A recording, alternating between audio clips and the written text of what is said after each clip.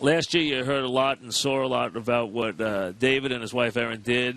David Robertson and his wife with their charity and to help some tornado victims and do some different things. They're back and they're doing a lot more. Let me welcome to the show first, David. Welcome, Erin. Thanks for having us. Welcome you first. How are you? Nice to see both of you. And you have a lot going on, and we'll get to each one first.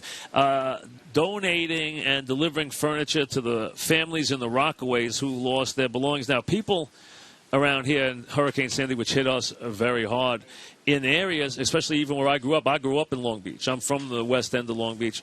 It has hardly been rebuilt. They just started rebuilding the boardwalk, which is going to take, I think, 5 months. The city is without its iconic 2.2-mile boardwalk. There's still so many people still out of their homes. The Rockaways, Breezy Point, down to the Jersey Shore. You saw the president there now. So, Erin, you're doing some work with the folks in the Rockaways now, which is really nice. Yeah, we're furnishing a bunch of homes over there for the people that still aren't in their homes. And we're going to be doing an event there on June 4th. That's great. That's terrific because people don't realize there are so many around here reaching our voice right now.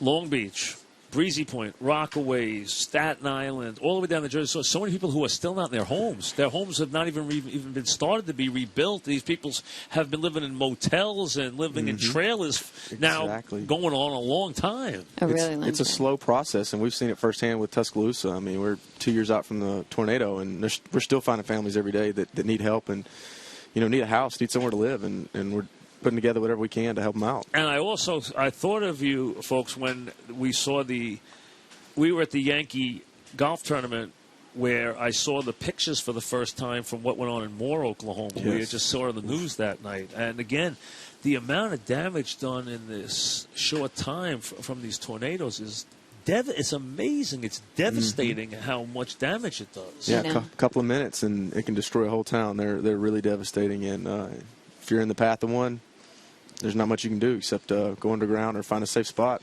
And went through ravaged a school, took a school down. Erin, tell them about what you're doing with folks in Moore, Oklahoma, too. Especially because we have experience through Tuscaloosa and seeing what people really need. So we're collecting a lot of emergency relief items and sending it over there. We have a truck going over there next week. So in Alabama, where our foundation is located, we're collecting a lot of things and taking donations. And right now we're sending a lot of things that we know are needed in the emergency relief.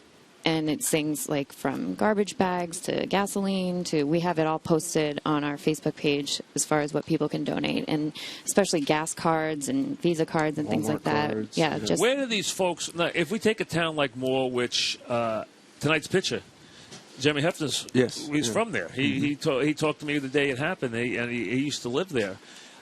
That's a town, he said, of like 50,000, which is fairly big for Oklahoma. Where do they put all these people? Like, do they go live with relatives? Do they put them in motel? I mean, where do they put these folks? Yeah, there's like some emergency relief systems that come in, and the Red Cross comes in and FEMA and tries to set up shelter. We work with a lot of smaller organizations, and we try to set up shelters for people as well.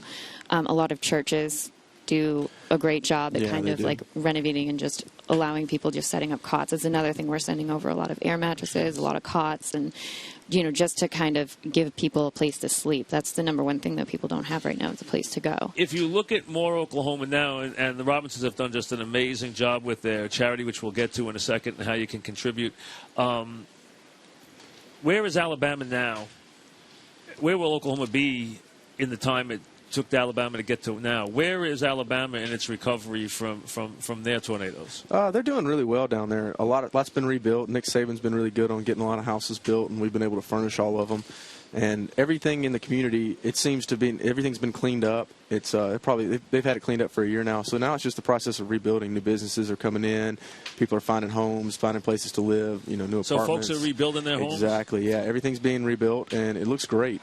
It's still, it's a long process, too, though. It's probably going to take about 6 years. Right. It's been 2 years out, but, we're weekly putting people into homes right now, and there's still several homeless families that have been there. The people here can sympathize with you because, the number in some of these places along the shoreline here is 7 and 10 who have not gotten back into their homes yet. It takes that long, to get the electricity turned back on. In some areas, they had gas leaks, and they had, main central services have not even been reestablished yet in some areas. The pipelines were broken, stuff like that. The shoreline was 25 to 40% rearranged in some towns along the ocean. Completely rearranged the shoreline.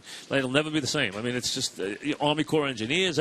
That's how dramatic the storm surge was. The storm surge was somewhere 14, 15 feet into the towns, the amount of water we had in the streets. I know, and going there is really, it's still shocking to see. Like I said, we're going to the Rockaways on the 4th, and I think that's the biggest thing that with our foundation, we try to remind people that it isn't overnight. We have a huge influx of media that goes to places like Oklahoma when it originally happens, and it's easy to forget that these people are homeless for years, and they're trying to rebuild for years, and, people don't realize until you see what's happening or you go through it yourself. Like, even if they have home insurance or they have people helping us, like our organization helping people, it's still, you're homeless for a few years, even if you do everything right. The insurance companies, it takes a long time to get it covered and rebuilt and processed. And, when that sort of massive destruction happens and so many people have to do it at once and so many insurance companies have to come in, it's a very slow, long process. It really is. And they've done amazing work here, folks.